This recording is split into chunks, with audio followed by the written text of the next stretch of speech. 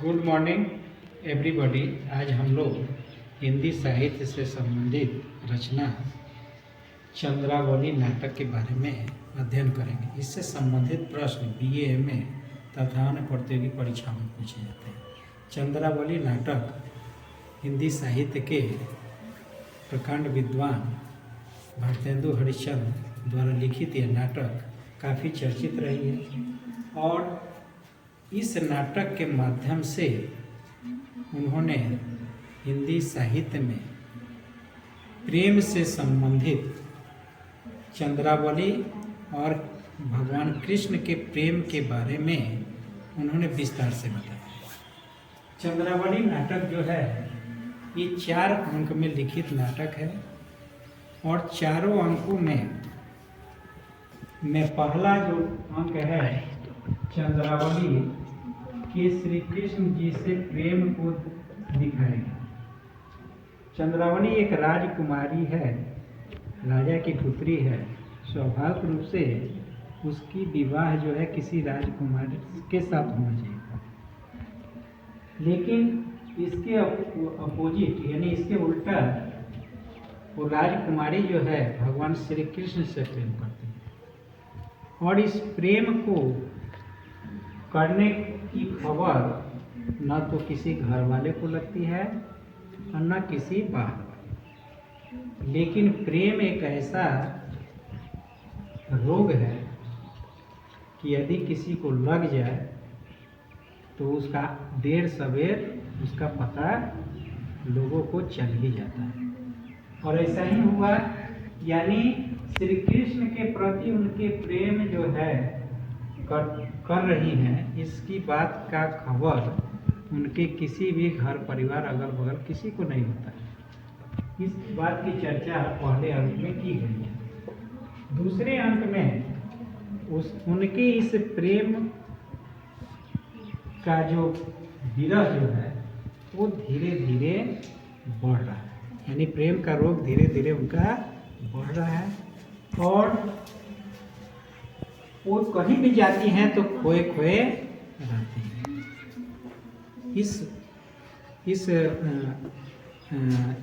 इस तरह के उनके हाव भाव चाल चलन को देखकर उनकी सखियां जो है उनसे प्रश्न करती हैं कि बताओ चंद्रावली, आज तुम खोए खोए से क्यों रहती हैं। वो कुछ नहीं बताती हैं किसी को और लाख कहने पर एक सखी जो है उनकी काफ़ी क्लोज सखी है, उसका नाम है लीलावती। उसका नाम है एक सखी है जिसको वो अपनी बात को बताती हैं और धीरे धीरे एक सभी सखियों को पता चल जाता है। यानी दूसरे अंक में उनके विरह और विरह से संबंधित जानकारी उनके अन्य सखियों को हो जाती है। इस बात को दूसरे अंक में उन्होंने बताया। तीसरे अंक में जब सखियों को ये पता चल गया कि मेरी सखी यानी चंद्रावली को प्रेम रोग लग गया है, अब उसका कोई ना कोई उपाय करना पड़ेगा। लाख समझाती है सखिया कि ये सब बेकार की बातें हैं, श्री कृष्ण भगवान से प्रेम तुम्हारा क्या है, निराधार है, उसका कोई औचित्य नहीं है, कोई यथार्थ नहीं है। लेकिन चंद्रावली जिसके अपोजिट है वो कहती है कि नहीं, हमारा जो प्रेम है वो पक्का है, उनके बिना मेरा जीवन क्या है, अधूरा है। तो जब लाख समझाने के बाद सखियां सब जब के बाद का प्रभाव चंद्रावली पर नहीं पड़ता है तो अब सारे सखियां मिलकर उपाय करती हैं। उपाय क्या करती हैं? तो कोई सखी क्या करती है कि कहती है कि कृष्ण पर तो पहला अधिकार किसका है, राधा जी का है, तो पहले उनको बताना पड़ेगा कि एक और चंद्रावली है जो राधा से प्रेम करती, जो राधा से अनुमति लेनी पड़ेगी कि भाई एक चंद्रावली है वो भी कृष्ण भगवान से प्रेम करती है, तो उनसे अनुमति लेना पड़ेगा। दूसरी सखी कहती है क्या कि एक चिट्ठी लिखना होगा, पत्र लिखना होगा श्री कृष्ण जी को बताने के लिए कि भाई इस धरती पर एक ऐसी राजकुमारी है जो आपसे प्रेम करती है, इस बात की आपको जानकारी होनी चाहिए ना। तो एक सखी जो है पत्र लिखती है। एक सखी सोचती है उसकी राइटिंग अच्छी है तो पत्र लिख दी। एक सखी है थोड़ी सी तेज, माने तेज दिमाग की, सोचती है कि पत्र तो लिखा गया, अब इस पत्र को कहाँ पहुँचाया जाए, श्री कृष्ण जी की है, तो वो लेकर जाती है कृष्ण भगवान को देने के लिए। तब तक ले बीच में उधर से गाय चराने वाले ग्वाले सब शाम के उधर से आ रहे हैं, और सब का पैर से ये बैग अचानक सब आ जा रहा है, गाय भैंस। उसी में एक सखी का जो चिट्ठी लेकर जा रही है, वो चिट्ठी कहाँ हो जाती है, गिर जाती है। जब गिर जाती है भैंस गाय सब उधर से जा रही है, तो उसके मिट्टी खूर से वो चिट्ठी कहीं इधर उधर हो जाती है। यानी चिट्ठी चली और चिट्ठी कहाँ हो गई, हाँ, शाम के गोधूली बेला के समय जब ग्वाले गाय भैंस चराकर जब वो लौट रहे थे, उसी में चिट्ठी क्या हो गई, गुम हो गई। शाम का बेला था, कोई खोज नहीं पाएगा। वो सखी उधर से निराश होकर चली आई, लेकिन बताई नहीं। तीसरी सखी जब उधर से आ रही थी सुबह में क्या करने आएगी, आजकल की लड़कियां सब सुबह सुबह कोचिंग जाएगी, तो जिसका चिट्ठी पैसा गिरा रहेगा उसी को ना पहले मिलेगा। तो उसी में से एक सखी जब उधर आ रही थी सुबह में, तो रास्ते में वो चिट्ठी मिल गया, और उस पर लिखा हुआ था किसका पता, श्री कृष्ण भगवान का। तो वो सखी ले जाकर उस पत्र को श्री कृष्ण भगवान तक पहुँचा दी। जब कृष्ण भगवान, यानी तीसरे अंक में ही बताया गया उपाय।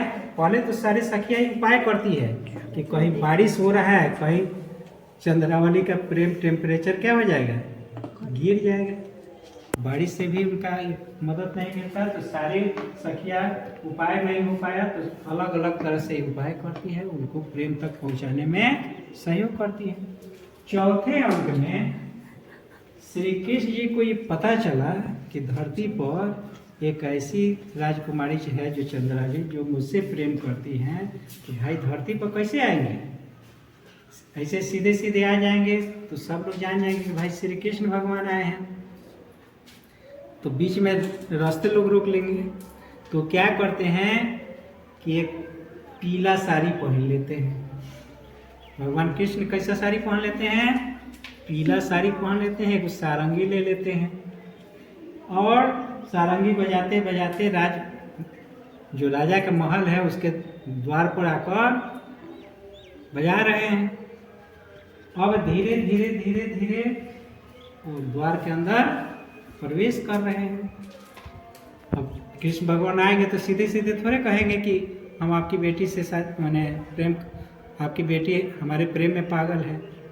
तो धीरे धीरे धीरे धीरे वो राजभवन के अंदर प्रवेश करते हैं, और वहाँ पर पहुँच जाते हैं जहाँ पर, जबकि इस बात को मनाने के लिए कुछ सखियाँ और भी होगी कि राजा तो स्वीकार नहीं ना करेंगे, तो कुछ सखियाँ लगी हुई है कि राजा की मम्मी को भी मनाना पड़ेगा, और राजा यानी उनके पिताजी को भी मनाना पड़ेगा कि भाई आपकी तो बेटी कृष्ण भगवान को चाहती है, तो बिना मनाए शादी हो नहीं सकती है। तो कुछ सखियाँ जो है उनकी माँ को मना रही है, कुछ सखियाँ उनके पिताजी को भी मना रही है, और कृष्ण भगवान इस तरह से धीरे धीरे कहाँ पहुँच जाते हैं, चंद्रावली के पास पहुँच जाते हैं। जब चंद्रावली कहती है कि प्रिय तुम कहाँ हो, तो वहीं बगल में खड़े रहते हैं, कहते हैं कि तुम्हारे पास है, और इस तरह से दोनों लोगों का मिलन हो जाता है, और एक कहानी यहीं पर खत्म हो जाती है। धन्यवाद।